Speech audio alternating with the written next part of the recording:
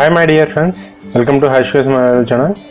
Today we will discuss about the steel. What is steel and what is the history of the steel? Steel is one of the most widely used materials in the modern world. It is cheap, strong and incredibly versatile, with worldwide production running at approximately 1808.6 million tons per year. Steel is the second most mass-produced commodity next to the cement. Advantages: steel is completely recyclable and requires relatively little energy to produce. Due to the efforts of the steel industry, energy consumption and carbon dioxide emissions are less than half what they were in 1960s. This makes steel very environmentally friendly and sustainable. And products made of steel are too numerous to list here, but includes railways, oil and gas pipelines, skyscrapers, elevators, subways, bridges, automobiles, ships, knives and forks, razors and surgical instruments. Steel is everywhere. And coming to history of iron. Iron is the first most abundant element, making up more than 5% of the earth crust. The production of iron by humans started in around 2000 BC in southwest or south Central Asia. This marked the beginning of the Iron Age, which saw the widespread replacement of the bronze with iron for tools and weapons. During this era, wrought iron was produced by blacksmiths who would heat the iron and hammer out impurities over an anvil. This results iron was tough but malleable. In the Middle Ages, a new type of iron was developed using high temperatures. This is also known as cast iron, which was harder than wrought iron but more brittle.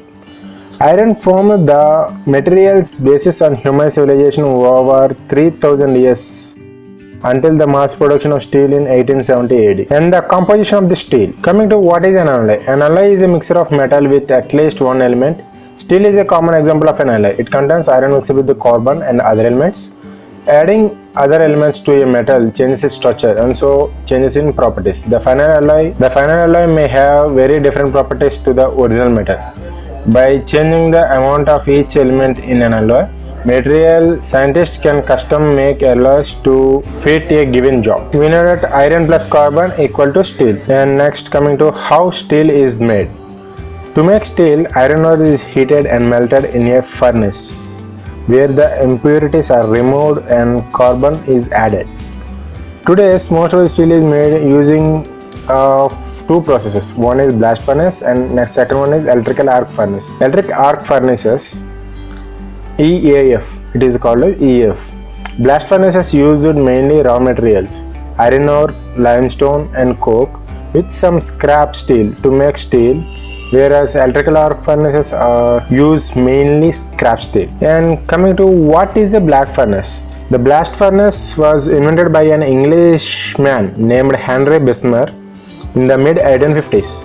Bessemer devised a way of producing steel by blowing air through molten iron to oxidize the material to separate the impurities. The modern blast furnace is a largely steel shaped like a cylinder and lined with heat resistant brick. Iron ore and coke and limestone are fed into the furnace from the top and gradually sink down towards the bottom, getting hotter as they descend. In the top half of the furnace, gas from the burning coke releases oxygen from the iron ore.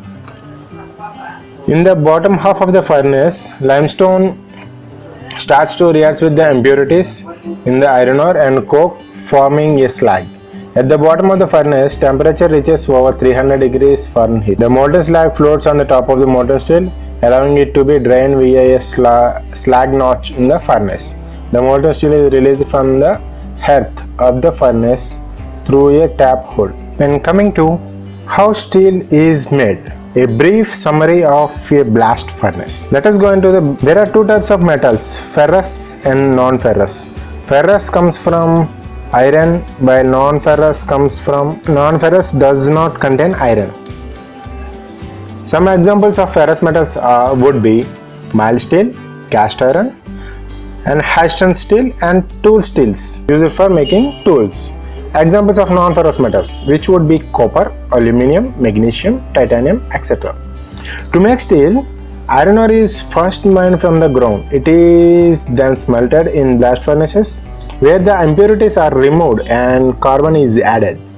In fact, very simple definition of steel is iron alloyed with carbon, usually less than 1%. Blast furnaces require many auxiliary facilities to support their operations. However, in simplest terms, the furnace itself is a huge steel shell, almost cylindrical in shape and lined inside with the heat resistant bricks.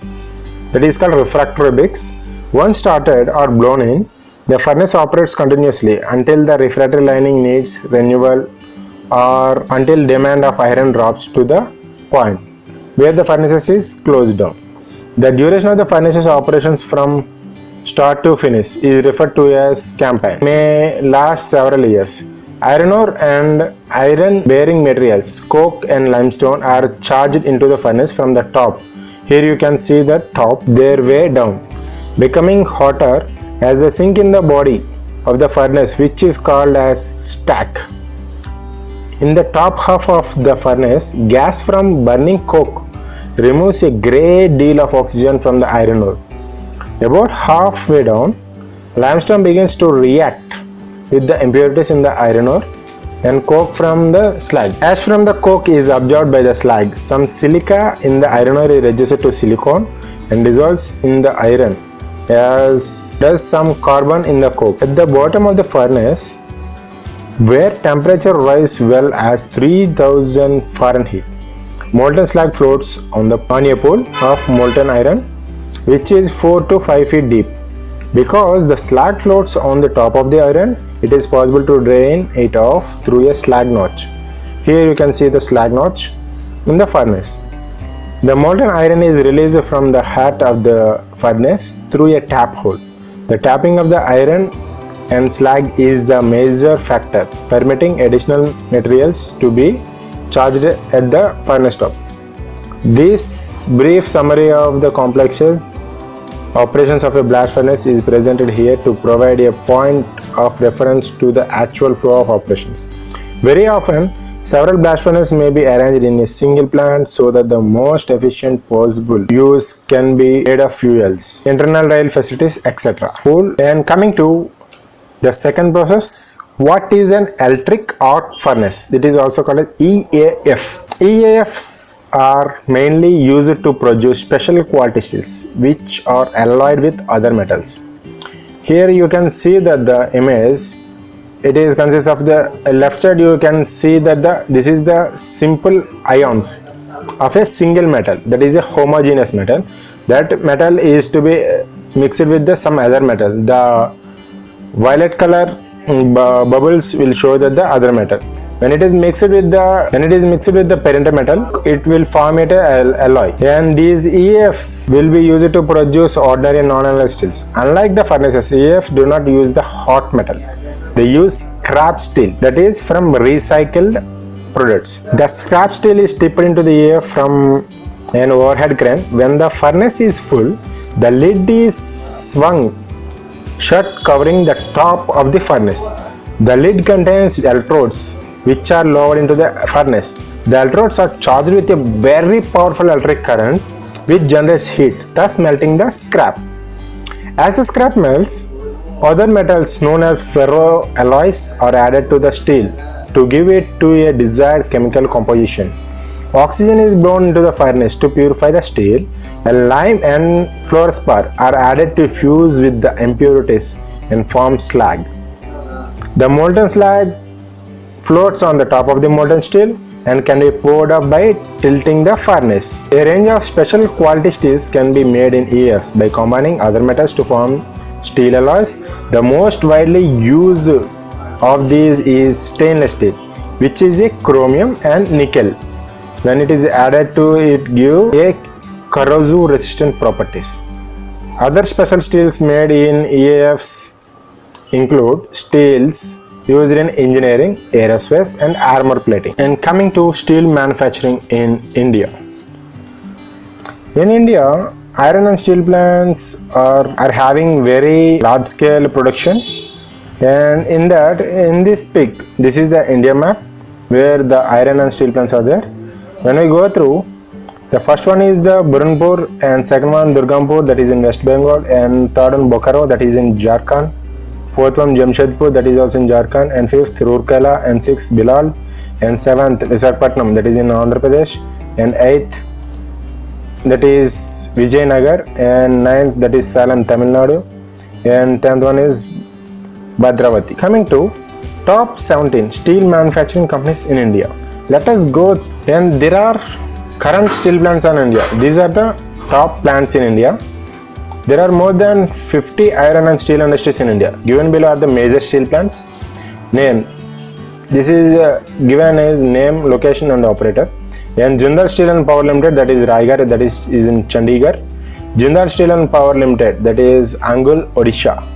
And Tata Steels Limited, that is in Jamshedpur, Jharkhand, and Tata Steels Limited also in Kalinganagar, Odisha. And Visvesvara Iron and Steel Plant is Bhadravati, Karnataka. And Durganpur Steel Plant, that is in Durganpur, West Bengal. It is operated by SAIL. SAIL means Steel Authority of India Limited. That is the government authority. And next one is Bilal Steel Plant, that is Bilal City, Chhattisgarh, SAIL. And Bokaro Steel Plant, that is in Jharkhand, it is operated by SAIL. And Chandrapur Ferro Alloy Steel Plant, that is Chandrapur, Maharashtra. And IISCO Steel Plant, that is in Asansol, West Bengal. And Salem Steel Plant, that is in Tamil Nadu. And Rourkela Steel Plant, that is in Odisha, is operated by SAIL. And JSW Steel, that is Hospet, Bellary, Karnataka, that is operated by JSW Steel. And Vizag Steel, Visakhapatnam, that is in Andhra Pradesh, that is operated by Rashtriya Ispat Nigam Limited. And SS Steel India Limited, that is in Hazira, Gujarat. And JSW Steel, that is in Tarapur, Boisar, Maharashtra, that is operated by JSW Steel. And also one more plant at Dolvi, that is in Maharashtra. Top steel manufacturing companies in India. Indian steel industry analysis. Let us go through what India is around the world in the production of steel. And coming to Indian statistics, then India is the world's second largest steel producer as of 2018. And the country is stated to surpass USA to become the world's second largest steel consumer in 2019. And in India, as per Indian Steel Association, steel demand to grow by over 7% in both 2019 and 20 and 2021. And next, in the financial year 2019, India produced 131.57 million tons and 106.56 million tons of gross finished steel and crude steel respectively. And exports and imports of finished steel stood at 5.75 million tons and 5.07 million tons respectively in the financial year 2020 up to November 2019. And India finished steel consumption stood at 66.46 million tons in the year 2020, financial year 2020. India's steel production is expected to increase from 106.56 million tons in financial year 2019 and to 128.6 million tons by 2021. The government has taken various steps to boost the sector, including the introduction of National Steel Policy 2017 and allowing 100%, that is foreign direct investments in the steel sector under the automatic route. And India finished steel consumption grew at a compound annual of 5.69% during financial year 08 to financial year 2018 to reach 90.68 million tons. India's crude steel and finished steel production increased to 106.56 million tons to and 131.57 million tons in 2018 and 19 respectively. In financial year 2020 till November 2019, crude steel and finished steel production stood at 73.17 million tons and 67.52 million tons respectively. Let us see some of the companies growing globally. That is, in first we have to talk about Tata, world's second most geographically diverse steel producer. and commercial presence in over 50 countries with employees across 5 continents. Lowest cost producer of steel in Asia. And this is the second largest steel producer in Europe with a crude steel production capacity of over 12.1 million tons per annum and crude steel production of 26.4 million tons in second quarter of financial year 2019. Tata Steel is currently the world's second most geographically diverse steel producer with an annual crude steel capacity of 33 million tons per annum. The company one of the few steel operations that is fully integrated from mining to the manufacturing and marketing of the finishing products. Continuous improvement in its products and service portfolio, along with success in value creating initiatives for customers, allows the company to serve global growth markets. Today it operates in 26 countries and has a commercial presence in over 50 countries with employees across 5 continents. The company's raw material operations are spread across India, Canada, which helps to be self-sufficient in steel production. The next biggest company is JSW Steel. JSW Steel, it is presence in over 100 countries, India's largest steel exporter, and production capacity of 18 million tons per annum, and crude steel production stood at 16.69 million tons in financial year 2018-2019 and consolidated total income of 84,757 crores in financial year 2019 and 37,384 crores in the first financial year 2020. JSW Steel is a flagship company of the JSW Group. The company is the leading integrated steel manufacturer, currently one of the fastest growing companies in India. It has a presence in over 100 countries. JSW is also the first company to manufacture high-strength steel and advanced high-end steel products for its automotive segments. With the largest product portfolio in steel, the company is also India's largest steel exporter, shipping to over 100 countries across 5 continents with plants in Karnataka, Tamil Nadu and Maharashtra.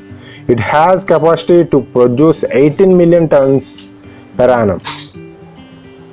Now, as the company ramps up production plants, it is on track to hit the 40 million tons per annum mark with a span of 10 years. And next, the government enterprise in India is Steel Authority of India Limited, that is SAIL. It is the largest steel making company in India and one of the 7 Maharatnas of the country's central public sector's enterprises. The company produces iron and steel at 5 integrated plants and 3 special steel plants located principally in the eastern and the central regions of India and situated closely to domestic sources of raw materials. SAIL manufactures and sells a broad range of steel products. And SAIL had started in 1973, incorporated on January 24, 1973. And this is about today's class, friends. If you like my explanation and video, please like and subscribe to my channel. Please press bell icon to get instant updates on my channel. Have any doubt? Please comment in the below section. And this is my concept, friends. My name is Harish Kumar. And thanks for watching, friends. If you like this video, please like it and share to your friends and subscribe to my channel. And thank you for watching, friends. This is Harish Kumar signing off. And I will come with a next video with an interesting topic.